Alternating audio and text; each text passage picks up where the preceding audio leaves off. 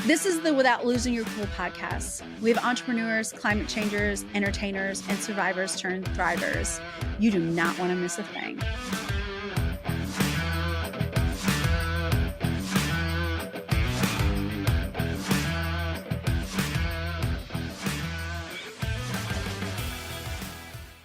Oh my God, Gina. Welcome to Without Losing Your Cool podcast. I swear to God, I feel like I've been trying to nail you down to come on as a guest in season 1. It's just like, you're just doing all the things. It's amazing. Welcome. Thank you. And I'm here for it and I'm excited about it. I'm here for some great conversation. Good. Well, we're going to have a lot of them because there's so much there. I have so many questions across all the realms of being in a relationship with you because we've been friends for a little while now. Yeah. So in a nutshell, listeners, this is how I came across Gina. So Cheryl Hickey, who we all would know from ET Canada, was posting Yeah. about working with this incredible nutritionist, health coach. And I was like, who's this woman? And I checked you out on Instagram and I immediately fell in love with you, So I'm going to let you go all the way back because I happen to know that you were 10 when you started your home gym business. I was. And I mean, to some people that might seem slightly obsessive. It was sort of more foreshadowing at the time. And Yeah. I had this best friend, Nicole Kester, and she wanted to be a doctor. And I really didn't know what I wanted to do, but Right. I don't know where I came up with the idea or the passion for it. We kind of painted my parents' basement, which was like a typical just kind of basement at the time. I remember painting it white and, I was going to teach aerobics and I don't know what she was going to do, but we came up with this idea and I think I got $1 from one client, Andrea Payne, I think, or Andrea Payne I still remember her name at the time. And I was going to teach these classes. I mean, obviously it didn't really go anywhere, but it wasn't really until, you fast forward years later, my marriage was falling apart. I was wondering, what am I going to do for my life? Like, what am I going to do? Yeah. What do I want to do? And my mom had brought this box of like a photo, for old school photo albums. Yeah. And my mom had brought it up to my house and been like, here, just take this. It's in my basement. Like, you want it, here, take it. And I went through it and I found a flyer that we had made for the GNFC, the Gina and Nicole Fitness Center. And at the time, I was like helping people lose weight. I just kind of shut down my own kind of studio gym I was running. I was kind of in between TV at the time. And I was like, what am I going to do with my life? And then I remember seeing that flyer and been like, wow, like what I've been doing is what I want to do. That's my passion. But I'd always looked at fitness and nutrition and weight loss as like the side gig, Right. like my waitressing job to whatever my career was going to be. And it was really in that moment that I realized I've always been doing it. So that's where it sort of started. And then from there, I got into personal training and teaching aerobics. When I was 14, I went to the YMCA with a different friend now. And I remember walking by this doorway and these people were running around in their aerobics gear and hooting and hollering and having fun. And there was this teacher and she was just like, go, go, go. And I was like, what is this? I want to do that. So I signed up for the classes and we just went like 14 years old going to aerobics classes at the Y. Like, I don't even know what like compelled me, but I thought I want to do this. And then I got into teaching aerobics and then personal training. And then, so that's kind of how it all started. I love that other kids are doing lemonade stands. They're fucking playing with Barbies. And Gina and Nicole are like, we've got your health needs covered. I don't know where it comes from. To this day, I still don't even know what drives me. I just know that I'm driven to do this thing. And I mean, I'm going to build on it as we go. Eventually, my ultimate goal would be just to help women, people in general, just kind of live their best life and follow through and do the things that they want to do. But I honestly don't know where it comes from. But I do remember a couple of months ago, my mom was talking to someone about me and she's just said like, Gina's always had a job. Like, I just also like working. Yeah. And it's it's not actually money driven, which I mean, it's nice to make money, but I think it's just a kind of a doing, experiencing kind of, I don't know where it comes from, but I've always kind of had jobs. I like to work. And I guess that entrepreneurial spirit, which I never would have thought that I had if you asked me, has Right. kind of always been there. Don't you I see, I find that fascinating that you say that because, the guests that I love to have on here are people that are living their authentic passions, right? Like they're living Mm. that thing that feeds them, that thing that is in the back of their mind from the time that they're little Yeah. and they bring it forward. And the reason why I love to focus on having women like you and guests who are doing that on the shows because I so want to inspire people to really step into that. Like you're never too old. The only time it's too late to do something you're passionate about is when you're 6 feet under. You know what I mean? So I Yeah. love that you can acknowledge that you don't know where it came from, but that entrepreneurial spirit's always been there. So you had touched on right out the gate about your marriage falling apart. So let's go back and talk about that a little bit. Let's talk about how old were you when you got married? Let's share with the listeners a little bit about that. Yeah, so this is interesting timing because as you know, my ex-husband who I was with for 20 years, known for 30, just recently passed away last week. I So know, I'm so it's kind of like sorry. a really kind of I've been reflecting on a lot of that. Yeah. And funny enough, I was able to actually spend the last days and moments of his life with him, which is I was thinking about that before I came on and I had said to him, do you have any regrets?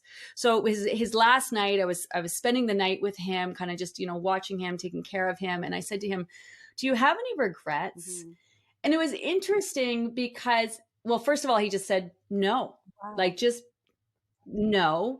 And it's also interesting side note that, I thought there'd be so much more to say and talk about. And he was just really at peace with his whole life and everything he had done. Meanwhile, while he was alive, I was like, "Ah, why are you doing this? Why are you doing Mhm. that? I can't believe you do this. Why do you, And he was just completely at peace. And then, after I asked him that and he said no, I mean, I don't know how many minutes went by and he said, "Do you?" And then all of a sudden I was hit with this like, oh, like the regrets I have. And, Wow. but if you would have asked me before that moment if I had any regrets, I would have been like, nah, man, I'm happy. I'm living my life. I'm doing the things. But when you're really like, when you're like so close to someone who's like at the end of their life Mhm. and the honesty that comes from that, I really was like, I do have regrets. Not doing the things that I wanted to do, listening to other people, caring what other people think, the very typical results. Right. Also, the way I've showed up, for him, he's been very sick for the last 10 years. And, I wish I was more, empathetic. I wish I would have helped a little bit more. I wish there was a lot I would have done. But anyway, I met him probably a few years after university. I was working in the city and I had a couple jobs. I was working at the gym, teaching classes. I was working on breakfast television back in the day, the morning show with Ann Romer. That's I'm dating myself, but and working at a bar at night. Didn't really know a lot of people in the city. Just moved to Toronto, and so working was my way of being social. So I met him at a bar, quite young, probably 20, 21. We met. I mean, looking back, we probably should never have lasted as long as we have, but I'm like one of those make it work kind of Yeah. people. And so I was kind of into working and I think I was also into like projects. And now I realize that's kind of my personality was kind of like a project. Like, so I really helped him a lot. Like I fixed things for him. I did things for him. And I spent basically 20 years of my life living for him and doing what he wanted to do and really not what I wanted to do. And I got really lost in that. And about 20 years in, he got sick. He had like some weird virus, had organ failure, barely made it. Fast forward a few years, ended up on dialysis and his personality really changed. I'm sure as it does for anyone who's kind of, Yeah. can see the end and has been through that. And so we kind of realized that we weren't really great together, but over the years had 4 children. So, that was a lot kind of really to navigate. And so I could say a lot about our relationship, but I learned a lot. You're put with someone that you're going to learn a lot about yourself with.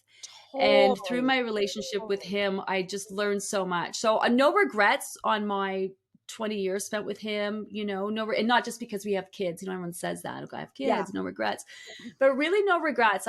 He really put things in my face for me to challenge me and to work through. And even on his deathbed, he's just like, yeah, like, you're so successful and, I'm so proud of you. And yet, I know I'm part of that. Like he knew that the challenges that we'd been through were what I needed to go through to get to where I am now, because I got a lot on my plate. I'm doing a lot, and you need thick skin. You need to be resilient. And, Mhm. so that in a nutshell is my relationship with him. Also worked very closely with him. We had a business where we worked together, and, Right. so it was a lot.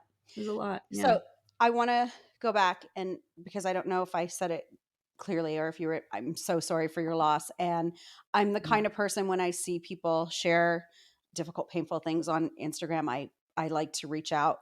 And I'm so thankful that you're showing up here, that you didn't cancel, that we're able to have this conversation and to still go through it. And I feel sort of blessed, because I feel like I'm going to get a side of Gina that I maybe wouldn't have gotten, had you not just gone through this. And something that Yeah. I want to say, because you and I have had conversations in the past about your relationship with your ex-husband, two things have stood out to me in what you shared. One, the fact that he was able to leave this human plane without regret is Yeah. something I feel, as spirits having a human experience, all should strive for. I really Yeah. think that's the ultimate, like, that's, I think, what we're here to do more than anything, is we're here to live, we're here to hurt, we're here to be hurt, we're here to grow, we're here to stumble, we're here to stand back up.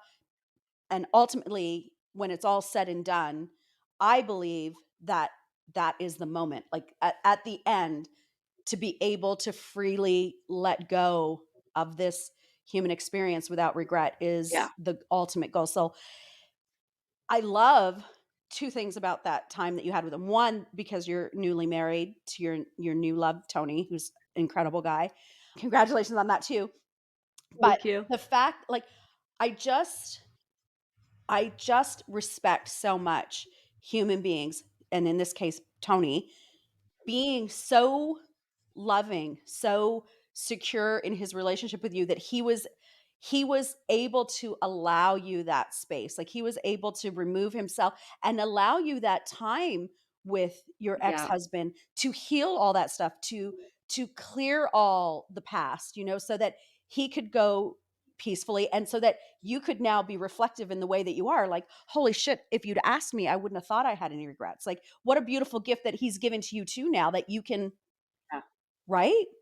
It was, yeah, I could go on about how amazing Tony is. We literally just got married like a month ago. And then I turned 50, and then it was my son's birthday. And then with my ex, he literally went from, like, he was in the hospital for something else, to you have cancer, you have months, to the next day you have days. And I was at the Janet Jackson concert Wow. with my friend, and Lester had called, that's my ex's name. Lester had called me, and it was weird because I'd been speaking to him previously, and his voice was like, he was like, you could tell he was kind of out of it and kind of not really there. And he called me, and he was so energetic. And he was like, hi, like, I want to see the kids and I want to whatever. And I was just like, okay. And I remember saying to my friend Sonia, he's like, and she said, he sounds normal. And I said, yeah, he sounds normal. And that really concerned me, because that, like, energy that people get, in their final days. And I was like, so, like, do I go to the concert? What do I do? And he's like, I want to see my kids. And I said, well, I'm planning on bringing them down tomorrow. And he's like, okay. And then I hung up the phone. I immediately called him back, and I was like, something told me you need to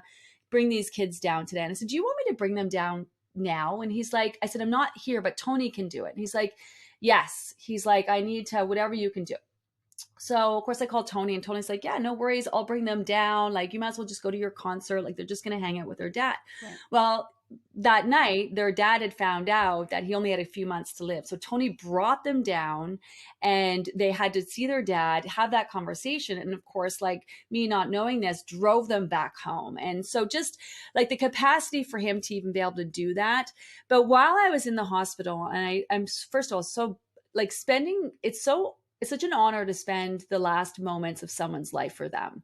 And I literally camped out overnight for 2 nights, overnight. So it was just him and me, which is just kind of, I'm still trying to process that experience. And, having been his ex, and the family was really great about it. But there were moments where, and the kids were there and I'm there, and, I'm stroking my ex's, hair and kissing him and just loving this human being who was like this whole person. And Tony was right there. And the kids were there. And I remember thinking, wow, like, I wonder what Tony is kind of thinking of all of this, like to see me kind of like care so much for this person. Mm. And there was a really beautiful moment where Tony was in the room, which would have been incredibly awkward for him, I would imagine. And so, like, he just, for him to be there. And he was going to leave and said, hey, Lester, like, hi. And Lester saw him walk by and she's like, Tony. And of course, Tony came over and shook his hand. Lester reached out his hand. He was barely communicating at this point. And he touched his hand and he said, you're the dad now. And he said, like, take care of the kids for me. And of course, I was like a puddle and a mess, but they just the wherewithal for the both of those two men, for Lester on his end and Tony on his, it was just such a really beautiful moment that I can imagine a lot of people would let their history get in the way. And I think they're just missing out on that. Like, in the end, nothing mattered to Lester. Like, Mhm. nothing mattered. His things didn't matter. Like, he had all these people who were calling him and people meeting him. And then he just got to a point, was just like, I'm just so ready to go. And I really was like, wow, like, it just stuff and things, and none of that mattered at the end of the day. And do you know what? What? I would have criticized the way my ex lived. He kind of had this kind of selfish attitude, and I really in the moment would have criticized him. That now I reflect back Mhm. was like, I think a big reason why he didn't have a lot of regrets. He just was like, I'm going to do for me and I'm going to do the best I can. And and when I was saying to him and crying and telling him all my regrets, he said to me, did you do your best? And I said, yes, I did my best in the moment. And then he said, then you did it perfectly, So Wow.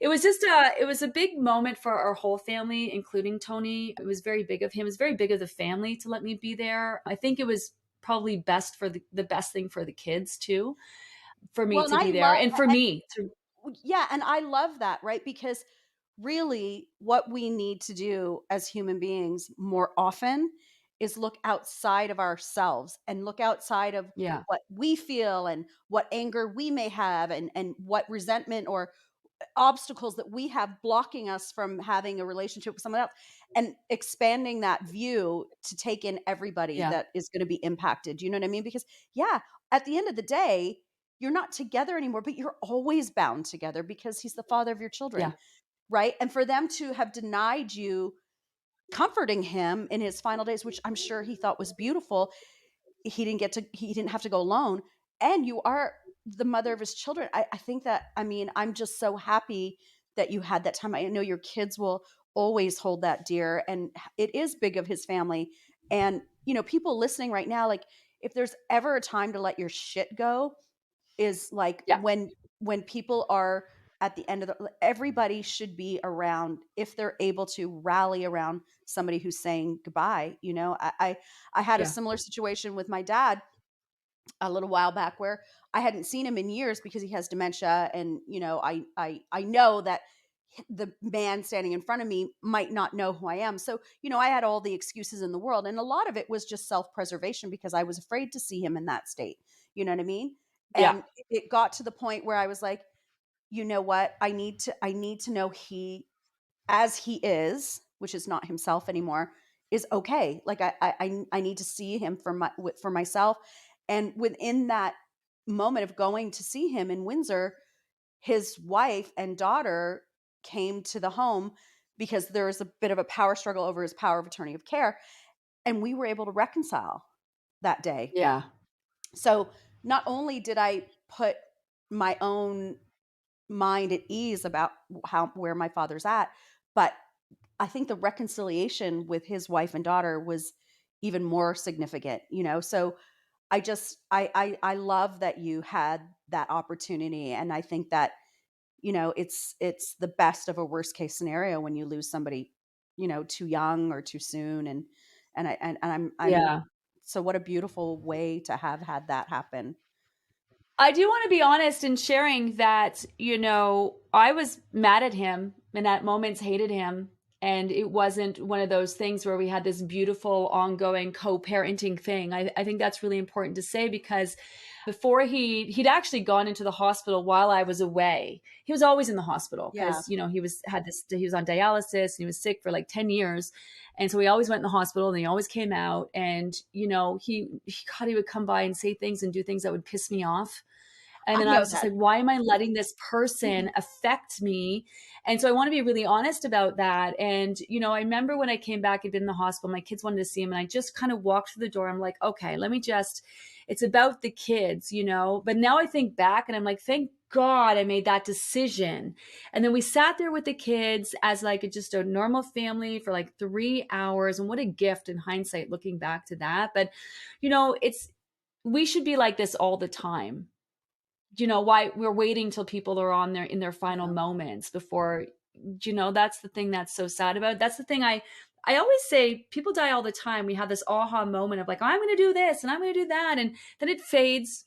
And then we just get back into our funk or into our stress, into our thing. And, we Yeah. continue to have, relationships with people where we're pissed off and angry. And I don't know, man. I think this time I'm just going to really like every day do what I can to kind of just keep that with me. And I remember that story with your dad. I remember you shared that, your history with him and that moment. I remember that moment. That was a really, in order for you to do that, I remember thinking, wow, this must be so hard because reconciling with parents is very difficult, as I'm sure, exes are too, but Yeah. Yeah. But to your point of what you're sharing right now, it, it it's it's really a gift to be able to get to that point though, isn't it? Where you can yeah, you can take the anger, you can take the disappointment, you can take all the issues. And I am fortunate that I did get to heal all that stuff with my father before dementia completely took him yeah, away,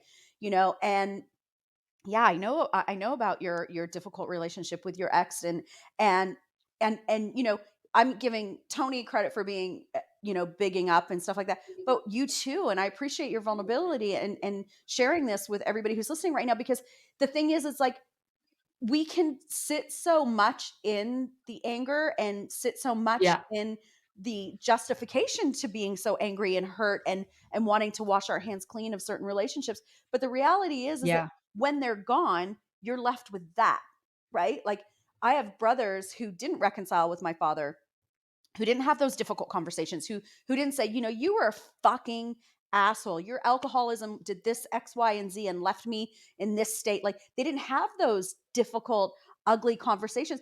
And now they can't. yeah, Like, the time has passed. And I feel, as a human being, the gift that the person who receiving that gift when you can get to that point is yeah. you. Yeah. That's the gift. That absolutely is the gift. When we were having that moment, I said to him, you know, what am I good? Because he was always really good because he was so empathetic, Yeah. and he was all and understanding. I think of other people's situations because of his own.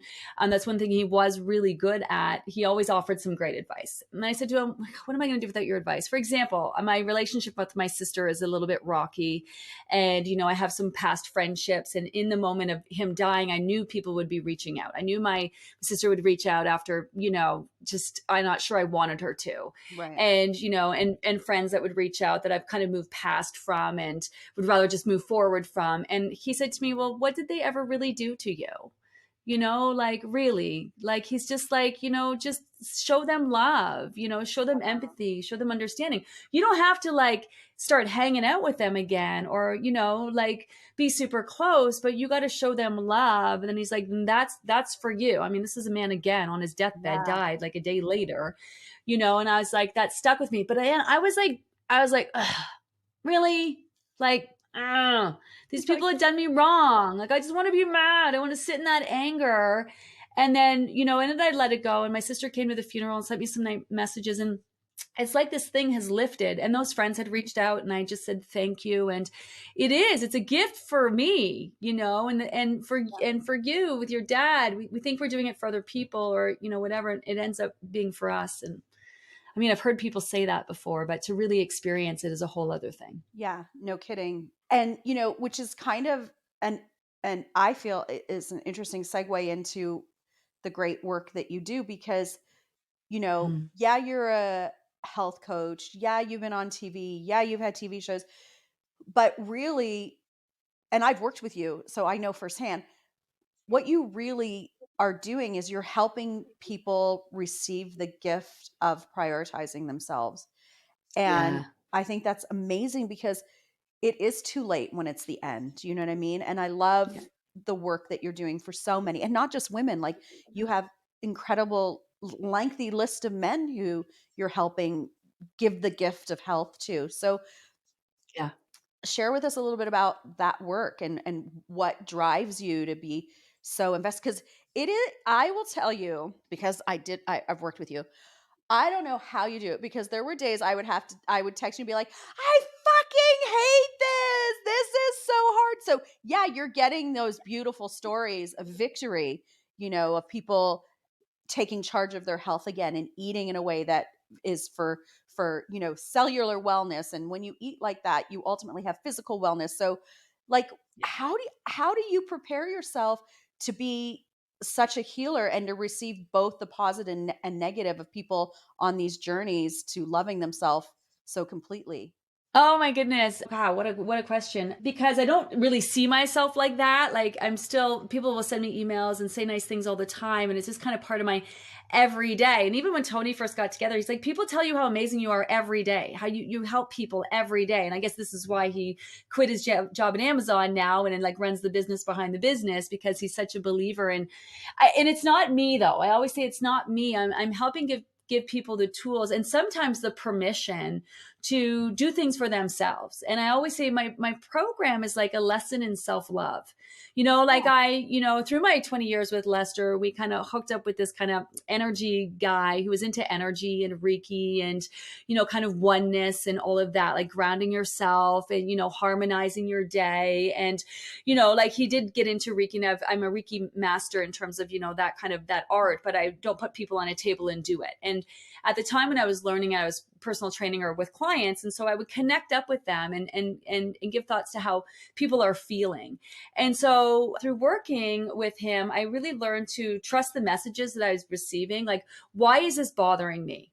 Like if you say something to me and it bothers me, it's not about you. There's something for me to learn in that. If I keep saying something over and over and over again, there's a message in that for me. If something keeps happening to me over and over again and I'm not changing what I'm doing, then and so I was able to kind of really like on an ongoing basis work through my own shit. I was learning Yeah. how to be aware of what was going on, what I was dealing with, and work through it and get to the other side of that. And so I realized a few years ago with my program, I was teaching people the same thing. It wasn't about the food, what you're eating and when. Like you're going to lose weight, eat this, exercise, whatever, you're going to lose the weight. It was more about people showing up for themselves. And that was, as a mom, I carried a lot of guilt, a lot of guilt. In fact, when I was in that 20-year relationship, I didn't prioritize myself. I prioritized everyone else ahead of myself. And that's I one want of the to talk reasons. about that, because looking at you here, and if you go to Gina's Instagram and you see her and she's fit and she's thin and she's like, oh, she's never had a problem with her weight. No.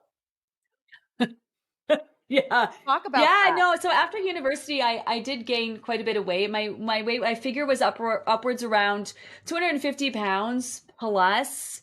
So and I was teaching I was in university and I was gaining the weight. Now I realize high stress, lack of sleep, long periods of time without eating, overtraining, all of those things. But I'm turning 50. So words like insulin, metabolism, how stress was affecting you, all of that wasn't a conversation. Right. And so I sort of, I'm sort of digressing from your original question, but what I realized is what I was taught and using to help other people lose weight wasn't working for me. And then so I went to my doctor and I was like, what's going on? Why? There must be something wrong with me. I can't lose weight. He's like, well, you're eating too much. And I'm like, no, because I was hardly eating anything. Like coffee in the morning, like a lot of women, going Yeah. all day long, not eating. When I did eat a salad or something like that.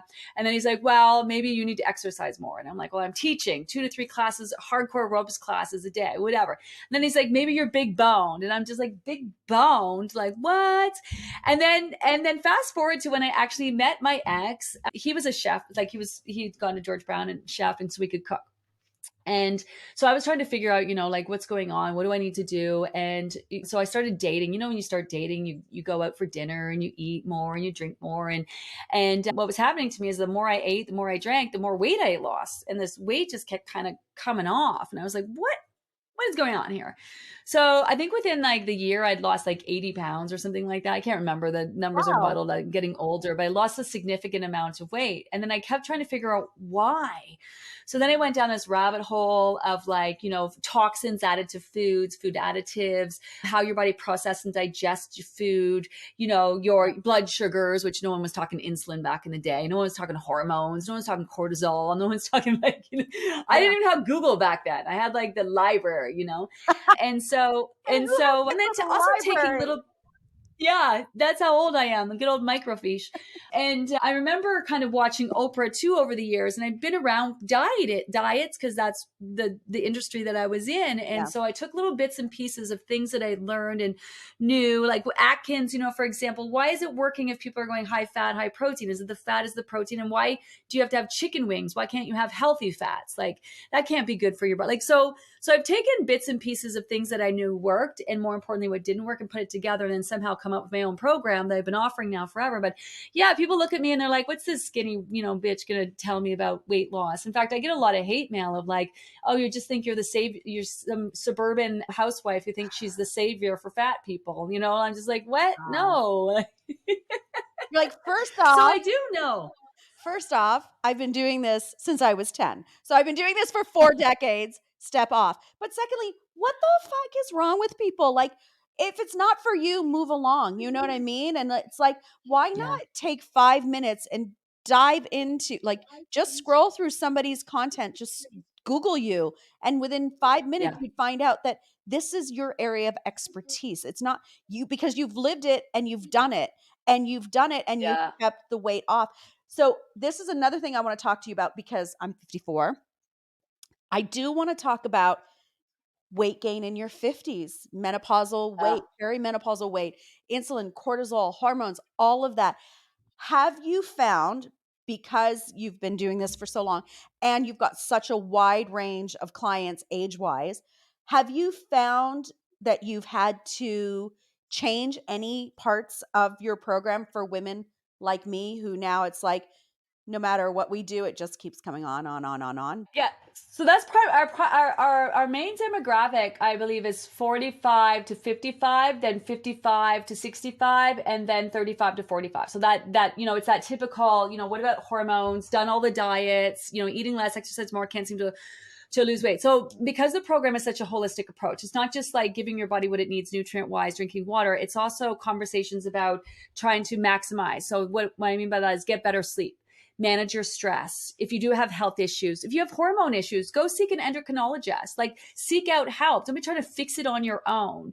And I really believe all the things that you are doing, your mindset, like working through your issues and associations, habits, past traumas, it's all part of that. And so I find with this kind of quick fix dieting type of mentality is that women who are dealing with hormones are not putting enough time in to see the results that they want to see. They want to see that quick fix. As you get older, as you know, it gets harder. Yeah. How much less can you eat and how much more can you exercise and you can't lose weight? So I love that holistic approach. And I think that really helps the day in, day out consistency of doing the things that you can to address your issues.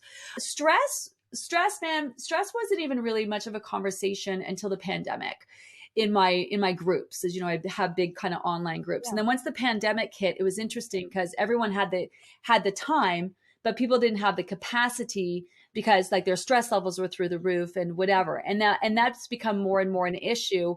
I think the way we live our lives and lifestyle. I think we totally underestimate stress. I think women take on the whole world. Too much. I think we're more stressed than we realize and give ourselves credit for. And I think because a lot of us have a history of dieting, that's really and starving and depriving and neglecting ourselves, by the time you do hit that age that your hormones are changing, we're just a hot mess. So it feels like we're getting smacked with all this, but it's been like that slow kind of decline of our own health and wellness that it's just added to this perfect storm. And so I can say, so last spring I had some health issues. I was in the hospital, some health issues, and it ended up like with my stomach, and I couldn't eat a lot of things, and I kind of built that up. And then I had one of my kids went through just a really hard time mentally, mental health wise. And it was just, I can't even tell you, it was just awful and very stressful. And so normally I take the summers off, and I wasn't able to because I was dealing with an epic amount of stress, because mental health with children is just a Isn't whole, it? I don't even know. It's I don't know how we get through it because, if they fall down and cut themselves or break a bone or what, yeah, I mean, there's, you can help heal that. I know we've had different times with our 3 girls too, so I'm sorry that you went through that. It's so painful as a mom, isn't it? This is why I have so much mad respect for you. And I actually want to talk to you because, you with, your experience as a mom, and your kids are at that older age, mine are kind of coming up there, right? That's why I just have mad love for you and what you're doing. So, so then I started a new group in the fall, and I'm like that. I can do everything. I got this. I'm fine attitude. And then October, I dealt with more stress. And then in October, I went away to kind of just do this thing for work, and I came back and I could just feel the stress, and I started to get this kind of thicker midsection thing happening. I started to get this heartburn happening, this like kind of just, I was tired. Me. I was just like, yeah, I was all the things. And then and people kept saying, oh, it's hormones. I'm like, and I'm not saying it wasn't, because I'm turning 50. Right. So I now come to the realization it's hormones. It's also, it's stress. It's the things that I'm not doing, like getting better sleep. It's the things I am doing, like drinking a bottle of wine to help myself manage, because I don't do this or I don't do that, so I might as well drink wine. Right. It's the coffee, and I tried to get a handle on that. And then because I wanted to go into, I was getting married and I wanted to go into my 50s, which is just turned in May. And so this started in October, and I wanted to get a handle on it, feel my best for my 50th birthday. Well, I did not, because it takes a lot longer to kind of get a handle on things than you realize. And so I'm still now working through trying to feel good after all of that. So stress really plays a role, hormones plays a role, and I think women need to know that you can definitely do a lot about it, but it's going to take a lot longer than you think, and it's going to be a lot more work, and you're going to have to do some things that you don't want to do in order to deal with it. That's my take on it. So I just want to say I love everything you just said in there. There was so much gold in it. The thing that I find as a woman who's notoriously guilty of doing too much, and thinking I can do Yeah. just that one more thing and it's not going to break me.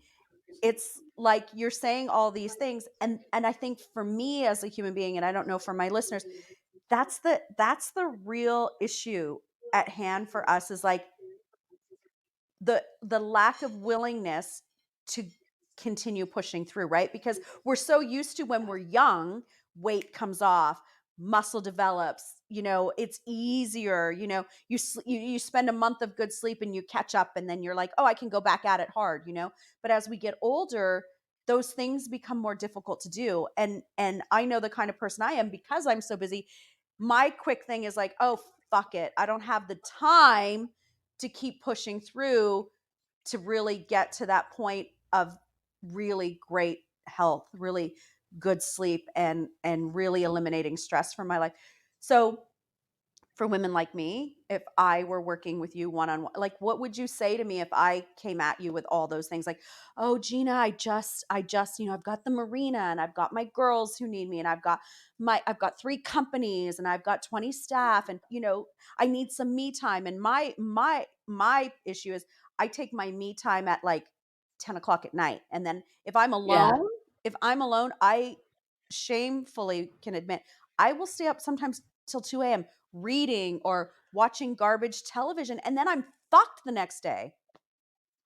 Because that may be me time, but that's not recovery and healing time. That's the difference. You know, watching TV, you're stimulating. Reading a book, you're stimulating. So you're not being creative. You're not. That's not really. That's like you time that you're doing those things, but that's not really healing time for your mind or your body, and that's a big difference.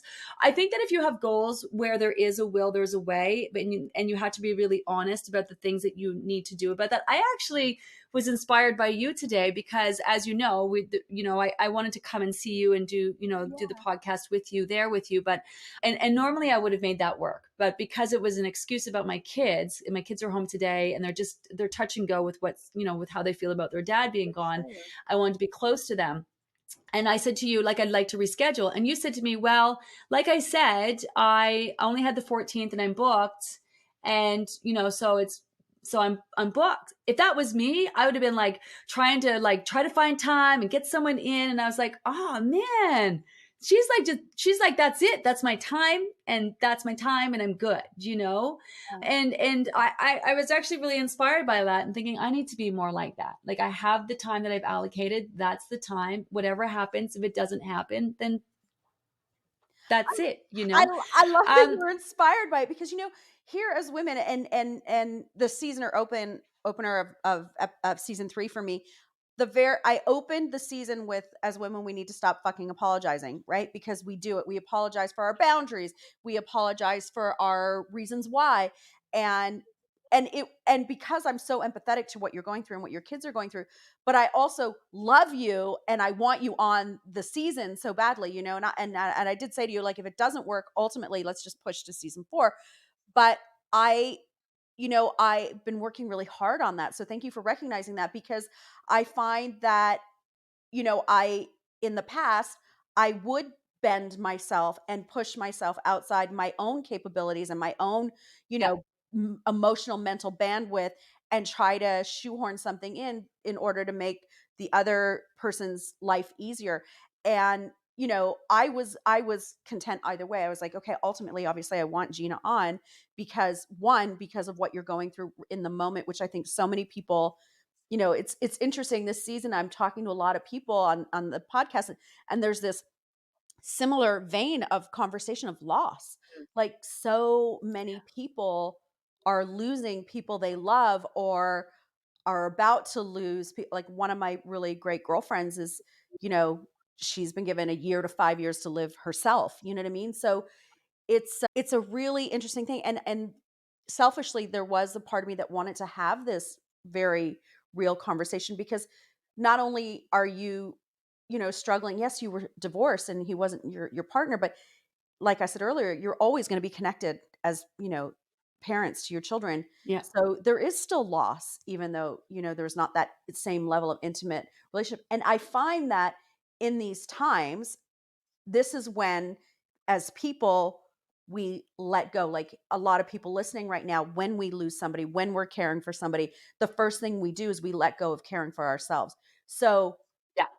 how how how not only do you need to take care of yourself because it's your business, but you have 4 children who you also need to take care of, and you're taking care of a Yeah. dying partner, and you're taking care and nurturing and making sure your current partner doesn't feel like, what the hell? How did you do all that? How are you doing all this?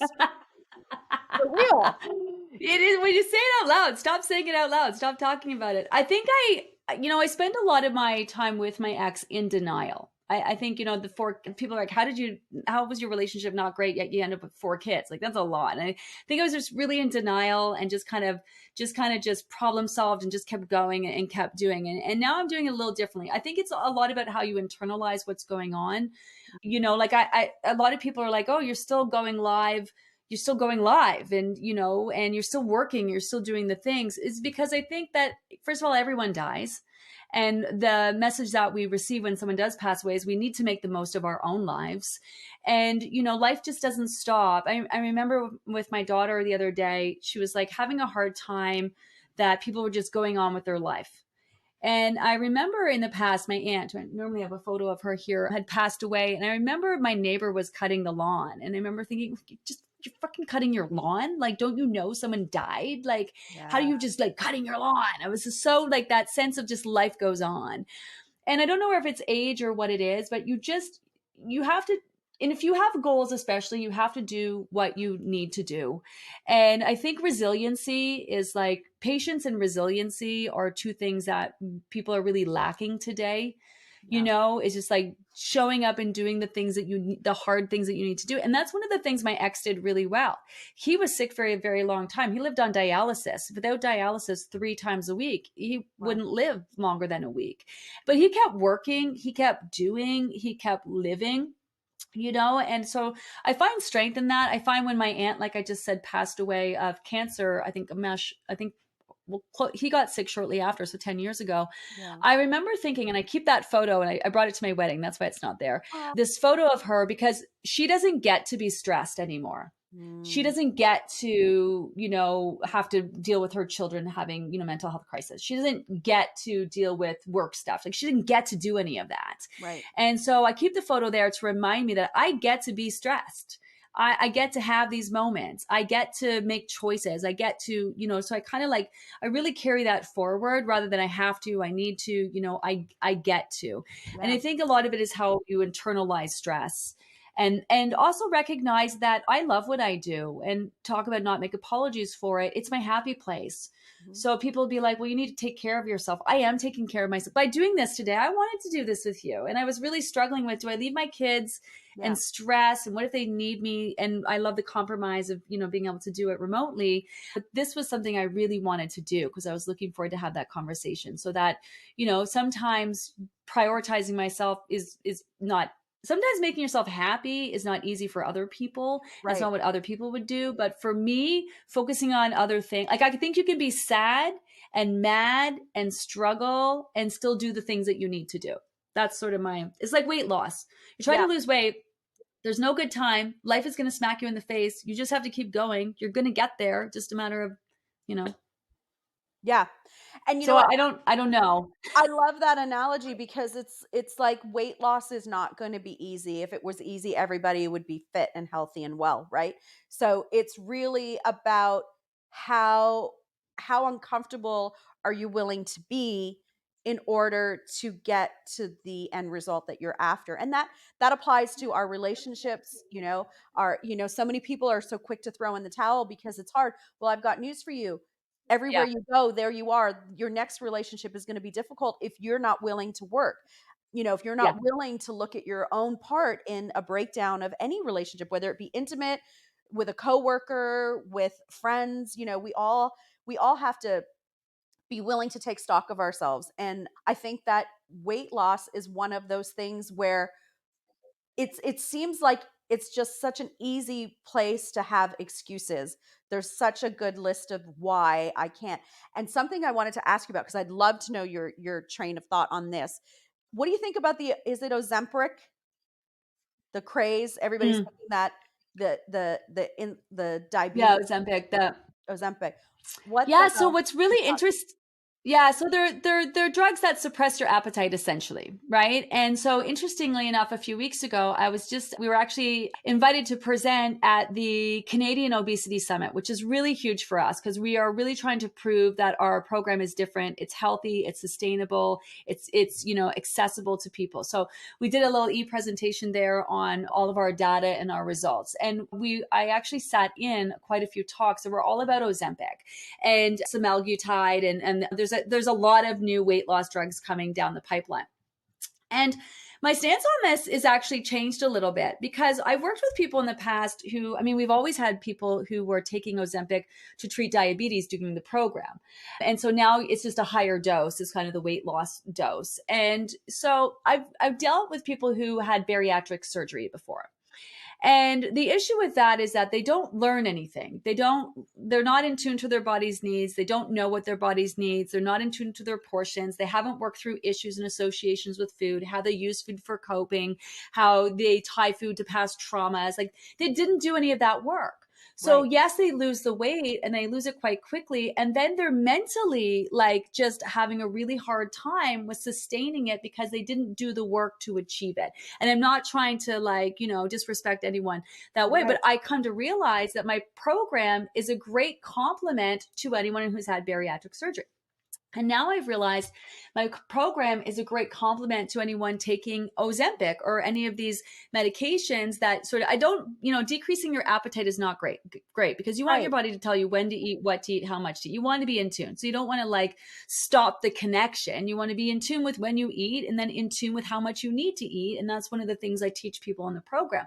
So now my Yeah. stance is if you want to take Ozempic, which there are side effects, and losing weight that quickly is just not good for your skin either. Like you don't want to really lose weight that Yeah. quickly because your skin can't regenerate around it. So not only with your face, with your body. So and you also have to take Ozempic for the rest of your life. But if you are going to take Ozempic, then you need to also be in tune with your body's needs. You need to work through your issues and your associations to food and your way you cope and your habits and your beliefs and all of those things, because the studies show that the minute you stop taking Ozempic, the weight comes right back. Like that's no different than any other quick fix. And this is doctors and researchers who are presenting this, and they're like, okay, Ozempic can be great. However, we are still showing that people, as soon as they stop taking it, gain it all back, and actually at a much quicker rate. And that's, people don't want to see that. But Well, and the other thing that would cause me concern in that, when that happens, then you actually put and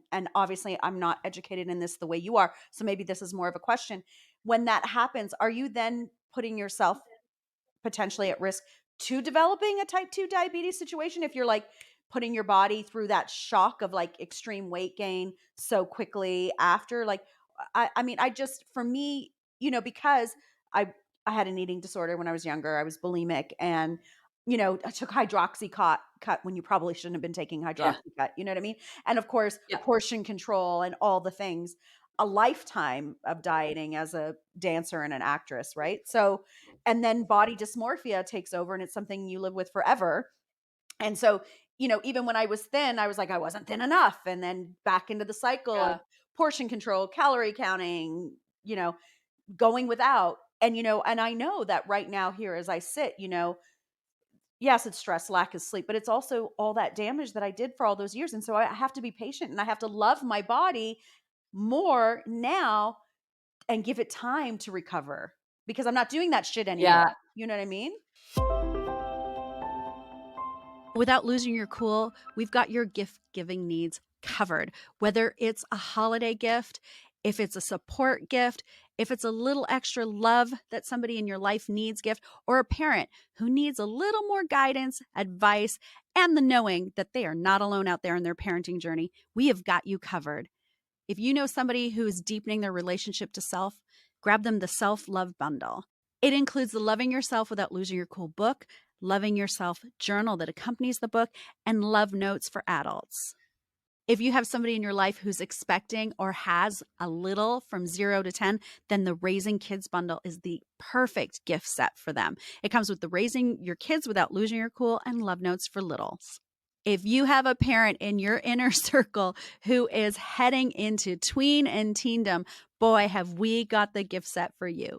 Parenting your teens without losing your cool comes with love notes for tweens or teens. You get to choose. All of this is available for you at ChantelleBisson.com. If you're shopping ChantelleBisson.com for the very first time, don't forget to add yourself to the newsletter to claim your shopping discount code.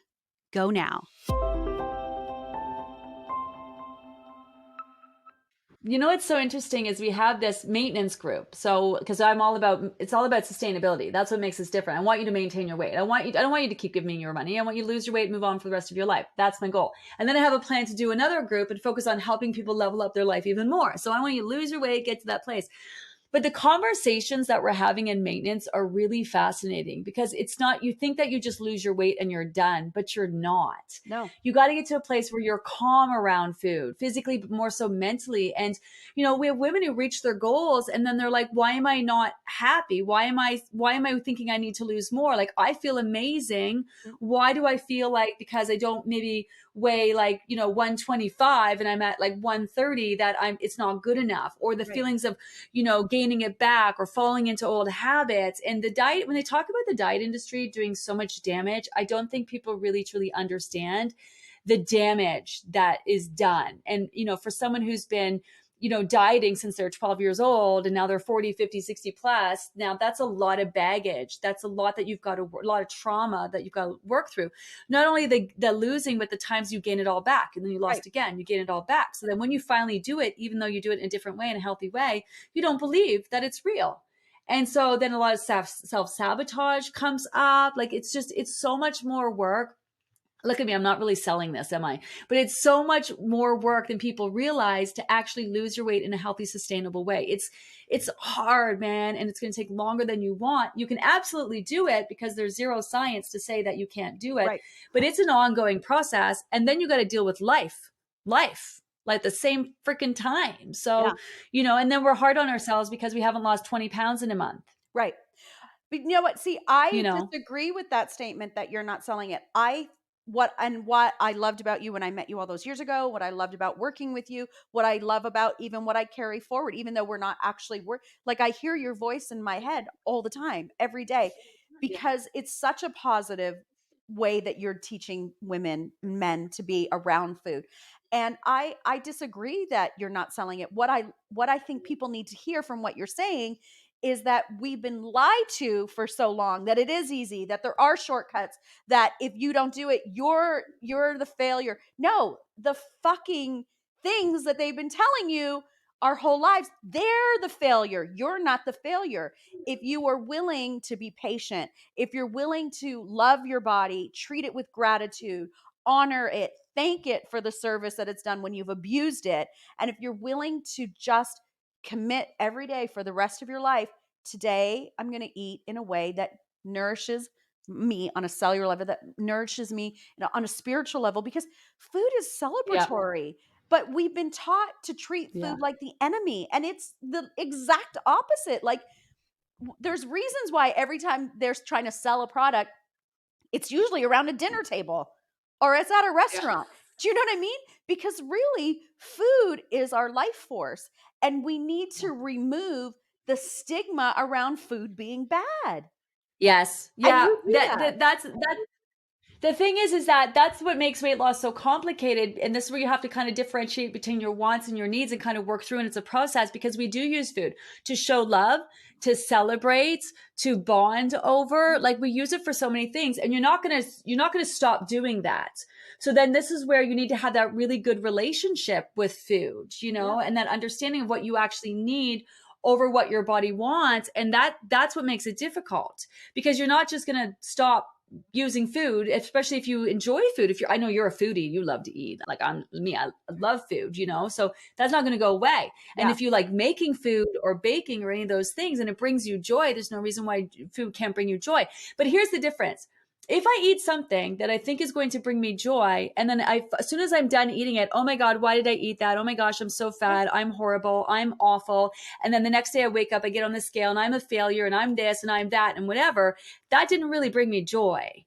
Do you know what I mean? And so you got to get to a place where you can eat that and being like, I'm going to eat this.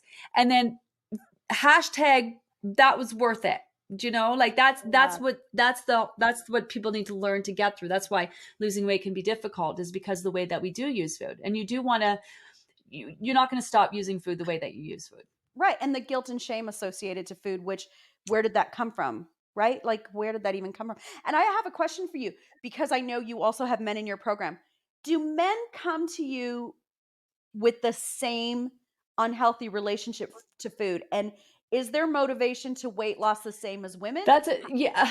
I can tell you that that's one thing that really surprised me. Is I would sit down, especially when I used to meet clients 101, and these big men, successful men running these multi-million-dollar companies would sit down and be like, oh, if I could just lose the weight, my wife would love me again. And I wouldn't be so disgusting. And I would be this and I would be that. And, so men want it and think about it just as much as women. They don't vocalize it, I think, as much. Right. I think that a lot of men, and I know I'm generalizing here, maybe have women in their lives that are constantly dieting and talking about dieting, because we talk about it freely, and it used to be kind of a cool thing, and we talk about it, and to your point, you're right. If you've been trying to lose weight for 20 years, you're just persistent AF. You didn't fail anything. Those diets failed you at the end of the day. And I think men, a lot of them perceive that in order to lose weight, they have to eat carrot sticks or not eat or any of those things. Right. And it is a little different for them. I can say that men are more like, just tell me what to do and I'm going to do it. Yeah. Right. My man's like that. And maybe a little less like, if you do this, your body will respond like that. Like Tony did the program and just did the things that he needed to do like that. I find that a lot of men tend to be like that. Mhm. And for them also, it is different. Their bodies are not inclined to store fat like ours. So, Right. when you get men have that big belly and they call it a beer belly, it's generally not beer at all. It's long periods of time without eating, high stress, lack of sleep. And when they do eat, they may eat a nice meal, but they overeat it. And so with men, all they have to do is drink a little extra water, add in a few snacks, and they seem to lose weight so easily, some easier than others. And not to say that there aren't, differences there and health issues that people deal with. But it is a little different for men. I think their mentality about it is they don't bring forth the issues and associations that women tend to bring forth. And, because we're diet experts. Men don't pretend to be diet experts, but women do for some reason. We think we know, so we should know. Because we're taught that we should be diet experts. But what I want to jump in and say with men, and I'm thinking that men also don't have their esteem attached to their weight in the same way that women have been taught to. Yeah. Right? Yeah. So Yeah. when they change Yeah. their lifestyle for health, it's not like, well, if I don't lose the weight, I'm not going to be CEO. Whereas women, it's like, oh, maybe I'll be CEO if, I can wear power suits or what, you know what I mean? Yeah. I think a lot of women, they want to lose weight. And then when they lose weight, they're going to quit their job. They're going to go for that job. They're going to travel. They're going to date. They're going to this. They're going to that. They're going to all these Yeah. things. And I think men they're just like, I'm going to lose the weight. Yeah. And you're right. I don't know. It's a gender gap. It's that difference between what we're able to do and what we're taught we're able to do or whatever. That definitely is a thing. They don't it's not going to be life changing for men in a way that women perceive it's going to be life changing for them. Right. And back to your point, and this is something so important for everybody listening, is like, you can lose the weight, but if you don't heal your shit, being the weight that you always thought was going to be the magic bullet to your healing is not it. Like you It's touched not on it. that. Yeah. That's really profound. And I think I know there's some great people out there who, body positivity people and stuff. I think what's her name? The Birds Papaya. I think she's great. She's fabulous. Yeah. Sarah Landry, I think her name is. And she talks about how she lost the weight, but then she realized that was going to be her happy place. And a lot of people talk about that. And then they get there and no quick fix diet is going to get you there. You have to do the mental work. You have to work through the issues, the associations, the traumas, the habits, the coping, especially someone like, I think everybody, most women have experienced some form of disordered eating if they are starving, depriving, neglecting themselves in order to change their bodies, And so I think there's a lot of baggage that we really carry. And also just because culturally with the diet industry, it used to be cool to diet and a thing to diet. And we've just kind of owned it. And then, with how women are presented and the lack of, representation with real women and real bodies, like as if it's like 2023 and companies are just doing this now. Like it's insane how far behind we are and all of that, so there's a lot of baggage that we carry. Women carry everybody's bag. We carry all the bags. It's true. Of everybody. Everybody's back. So now this is something I want to ask you too, because, and you brought it up and I'm glad you did, because I had wanted to ask you this and I would have forgotten. Going back to Birds Papaya, and I know Tracy Moore is really talking about perimenopause and weight gain and loving our body as it becomes fuller, and we're no longer killing ourselves, punishing ourselves. Have you experienced any backlash as an expert in nutritional health to people who are stepping into that? This is just my body. This is just what I weigh. This is just how I look. Have you experienced any sort of backlash in still standing in the importance of, weight loss for, cellular health, Yes. physical health? Yeah, and so yes, I have. It's gotten a lot better in the last few years, but when the body positivity movement came, I got a lot of backlash. People would just be, I can't believe you're promoting weight loss. And Mm, yeah, I get it though. Like diets don't work, right? There's right. people are like, just eat less, exercise more. It doesn't work. We know the mental number, that toll it takes on people's mental health. And so we got to this place where diets don't work and then you love yourself. Well, there is sort of this space in between where you can lose weight in a healthy way. It's just that most people haven't done it because it takes longer than they want. It's a lot more work than they want. And so I always knew what I was presenting. I when I first designed the program, I was like, it's a lifestyle program. And people are like, but I want to lose weight. I'm like, you will. It's like weight loss is a side effect of focusing on yourself and prioritizing yourself. And no one wanted to buy it. So I specifically got into weight loss. And Mm, so I love the body positivity movement. What I don't like is that it's tied to the size of people's bodies. Like, what if I have a face, like a facial scar or a disfigurement? Then to me, that's body positivity, that I am loving myself and I can't change that. So I can't.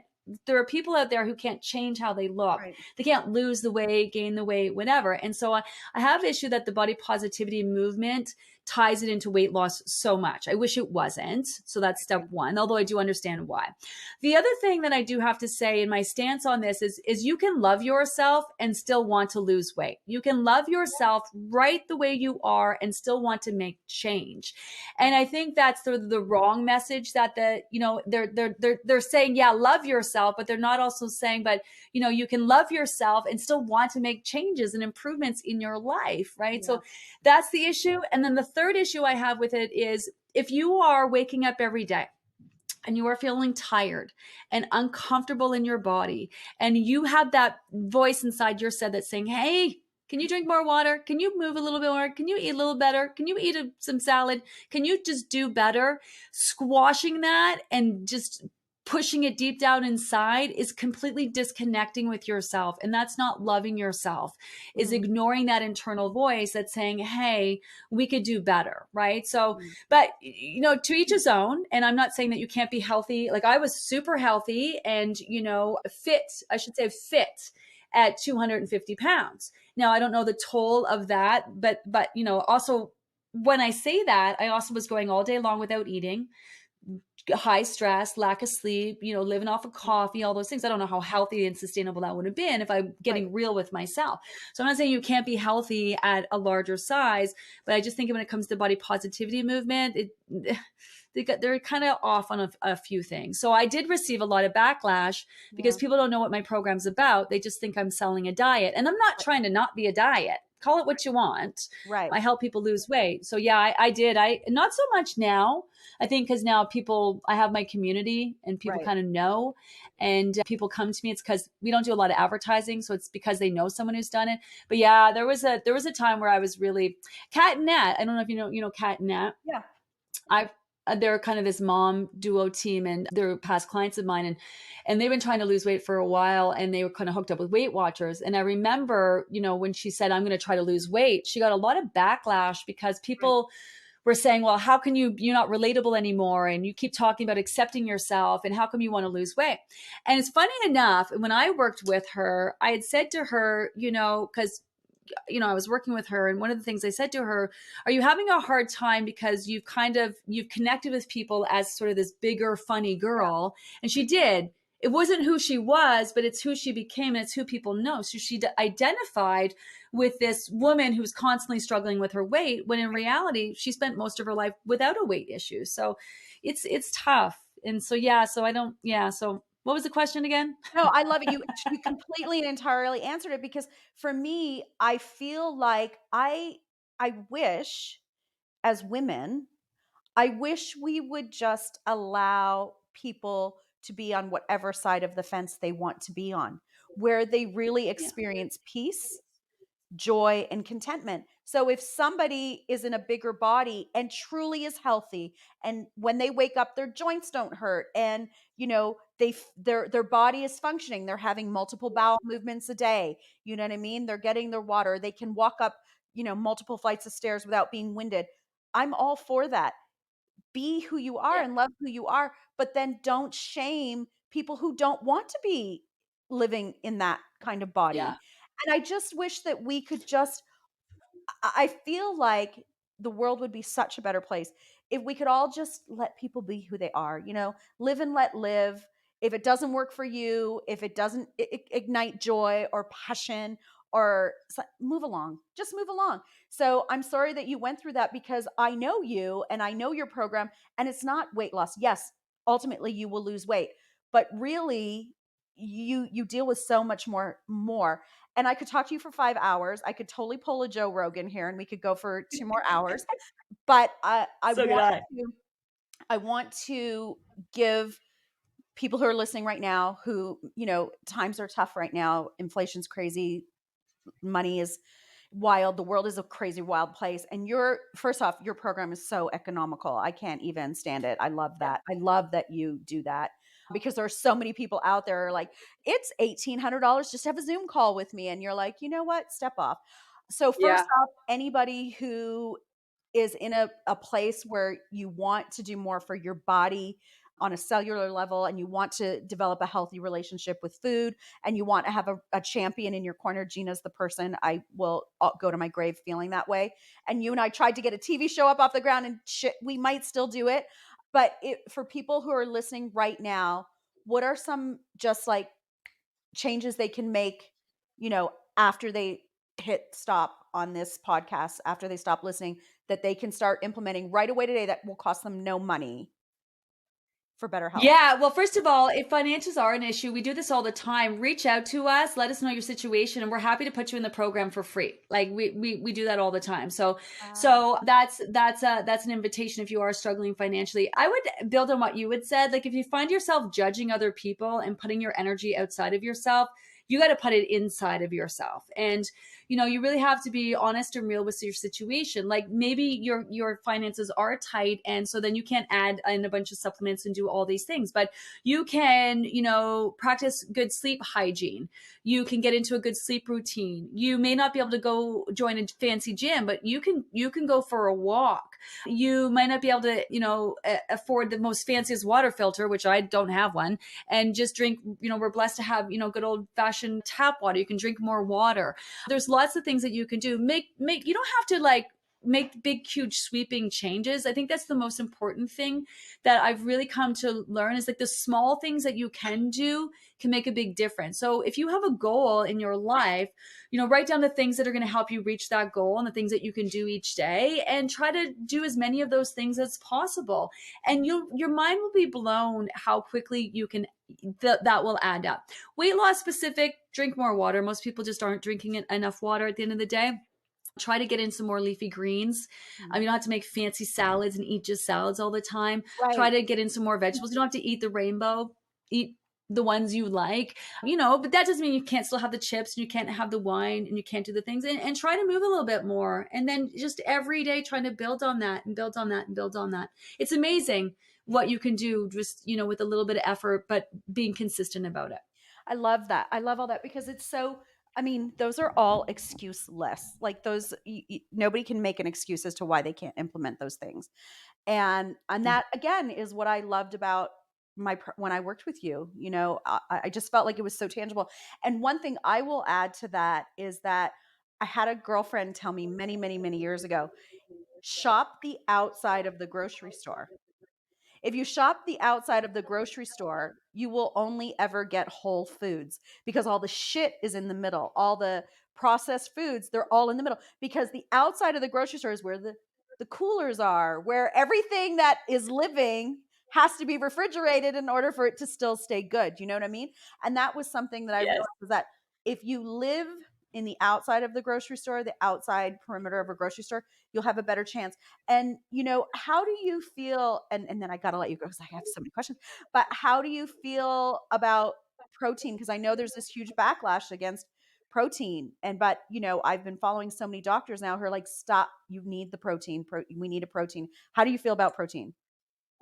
make sure you're getting enough carbohydrates, energy foods. You have to make sure you're getting enough fats, which are, also energy foods, great for brain health, cellular function. You got to make sure you're getting enough protein. What you don't need to do is count and weigh and measure anything at the end of the day. That's so outside of yourself. So, I mean, if you're craving a steak, eat a steak, try to get a good mix of protein. Research has shown that starting your day higher in protein is beneficial, especially if you're getting up there in age and dealing with hormones, as opposed to having a bagel or a muffin or whatever. So, there is some science to back up that you want to make sure you're getting enough. So protein and fat feed into your satiety hormones, make you feel more satisfied longer, right? So there's a benefit in that. Plus, if you're working out, you're more active, you might, add a little bit more protein for muscle up, but no one really needs protein shakes or to be thinking like, super high protein. Just make sure you're incorporating protein in your meals, incorporating protein at breakfast, incorporating it at lunch, incorporating at dinner. You want to have some vegetables, maybe have like a little, I don't know, piece of cheese or some sort of dip with it, like this thing where we had to count and weigh and measure, like we're the only species on the planet that doesn't know what the heck we need to eat. So overrated for sure. Yeah. Overrated for sure. And then also, it doesn't have to be meat protein, not meat protein, plant protein. It can be a mix. Like this needs to be extreme, just plants, just meat. Like try to minimize your red meats, try to bump up your fish and try to get in some plant protein, or, whatever kind of fits your needs. But yeah, definitely overrated for sure. So what I'm hearing you say in this whole chat that we're having is balance. Balance. Yeah. Yeah. Right? And figure out what works for you. People always say there's no one diet that fits all. Yes, there is. It's called the human diet. But people have special needs. Maybe you have health issues that you're dealing with, or, dietary restrictions or food sensitivities or allergies. But you have to figure out. Some people love cooking and spending a lot of time preparing meals. I don't. So I'm kind of like quick, easy, on the go, right? You have to figure out how to make the human diet work for your individual needs at the end of the day. And yes, it's all about balance. I love that. So where can people find you? And you also have a book. Is that something that if somebody who is not, there it is. Where can they find that? Where can they find you? How can they reach out? Tell us all the things. So I only run 3 programs a year. And so, my next program is coming up in the fall. I run one in the winter and one in the spring, and they sell out every time. So if you're unable to get in a program, you have to wait to the next. But I do have a book. So I'm working on my main book, but I do have books that I sell that go with each program that you can pick up. We've had a lot of people who are unable to get into the Facebook support groups, where you also have an app. We have an app that goes along that people can just track and just use the app at this point, which is really cool as well. But they buy the books, and then I have all this resources over on my podcast. Yeah. We have all the I don't hold anything back. I give it all away. So if you're savvy, you can figure out what we're doing. Pick up the book, listen to the podcast, follow me on social media. Everything's at Gina Livy, and I just I give away free tips. People always told me, "What are you doing? You're giving it away for free." I'm like, yeah, well, so far it's serving me pretty well at this point. Right. I'm happy to give it away. At the end of the day, I want people to lose their weight in a healthy, sustainable way and move on with their lives. So it's all out there. Failing that, reach out to my website, ginalivy.com. And I have a great customer service team that will help you out and help advise you. Yeah. Well, I thank you so much for pushing through. And I know you're going through a difficult time, and so are your kids right now. And I'm really, really grateful that you took the time, because like I said, I've been trying to get you on for years. So this is beautiful. I love you. I love you so much. And thank you. And give your kids my love too right now. I will. And please come on my podcast, because I have so many questions that I want to ask you. I'm not used to being in the hot seat. So please, let's, I know we're friends and we haven't had an opportunity to get together too much, but I love that. Thank you I really needed this conversation today. And so I'm just really grateful that we were able to connect. So thank you. Thank you. Thank you, my friend. I'm so grateful you joined in on this conversation. Subscribe where you're listening, leave a comment, connect with us on social media for more, and all the links, you can find them in the show notes. We will see you at the next one.